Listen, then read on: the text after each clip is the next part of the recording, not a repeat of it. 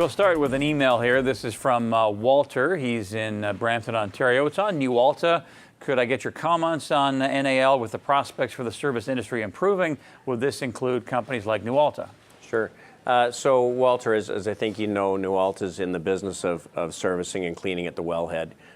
They are largely exposed to the oil sands, which is a positive, and there is lots of spending going on there. There's a couple of key risks here you have to keep in mind. First of all, they are making a big push into the U.S.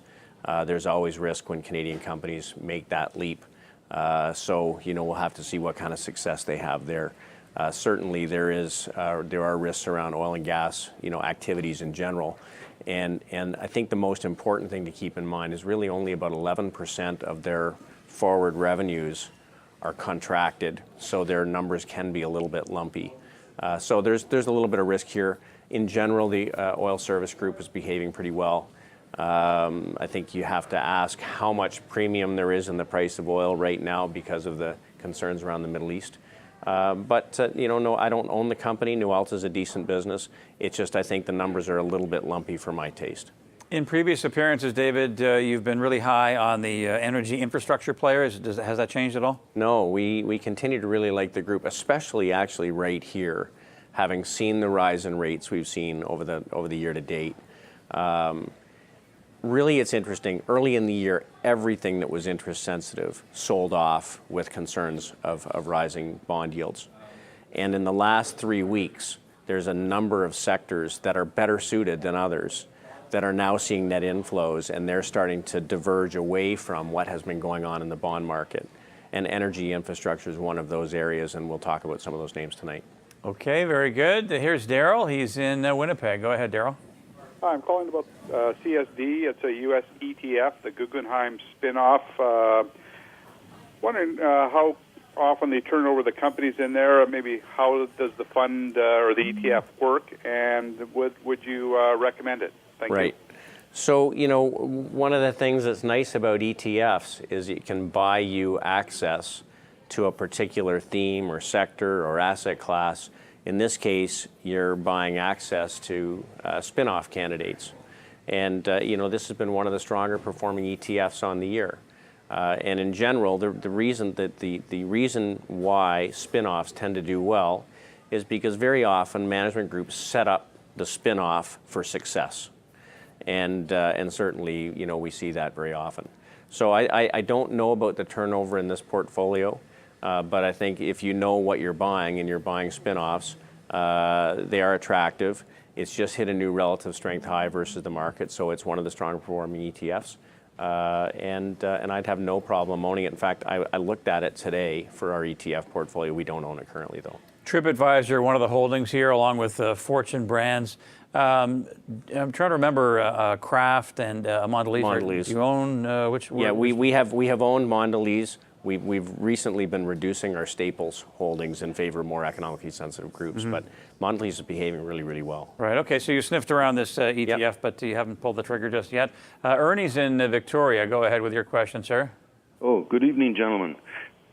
David, according to CanadianInsider.com, the president of Bell Mobility personally sold 50,000 shares last week. All considered, would you be a buyer, or would you buy Rogers, or neither? Right. Thanks very much. Bye. So this is, I'm going to give you a multifaceted answer. First of all of the telcos really sold off through the spring and summer, both in the U.S. and Canada. I know a lot of Canadians blamed it on the risk that Verizon was coming to Canada, but if you look at the U.S. telcos, they all backed off as well. They're just plain interest-sensitive companies. They don't get much lift from an improvement in the economy, and so people were rotating. I believe, based on our work, we have seen the lion's share of the initial move higher in the 10-year bond rate and the 20-year bond rate, and that is likely to neutralize over the next while. So I think interest sensitives in general do a little bit better over the next while. I would still prefer to own something that gets a little bit of a lift from a better economy, like financials, for instance. But for those that are looking for yield, at around a 5% yield, I think it's pretty attractive. I probably would prefer TELUS over BCE. They just have a little bit better internal growth in the business, and they're going to buy back shares, and they're going to give you dividend increases of 10% a year for the next 3 years. But I think you do pretty well in both. And disclosure on those names? We own the TELUS, and we own a little bit of Bell. Okay, and BNN is a division of Bell Media, which is owned by BCE. Robert's in Ottawa with the next question. Go ahead, sir. Yeah, I rarely hear comments on Berkshire Hathaway B. I know that the dividend is quite small, but I'm not interested in the dividend. What do you think of the stock? Right. And what does it has a very strange PE ratio. Can you explain that? Well, Robert, what you understand what you're buying is really a holdco, and they have all kinds of underlying holdings. What I would say to you when you're looking at Berkshire Hathaway and why I think it's performing well is that the market right now is investors in general very interested in seeing strong cash flow, strong and recurring cash flows, and growing cash flows. And one of the things Warren Buffett really particularly looks for is cash flow and visible cash flow. So Berkshire Hathaway has that. They've made lots of acquisitions in private investments over the last number of years. In fact, they have about as many private investments as they have ever had in the portfolio.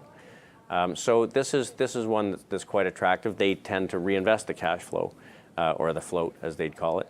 And so I think it's quite attractive. I don't own the stock currently. I would have no problem owning it. Have you ever held Berkshire Hathaway? Yeah, we have owned Yeah? Berkshire Hathaway, yeah. In fact, we've owned it in the last year. We just don't okay. happen to own it right now. You ever own the A shares or? No, we've owned the B shares. Yeah, okay. We'll take a short break here with David and to come right back to get back to your questions on North American large caps.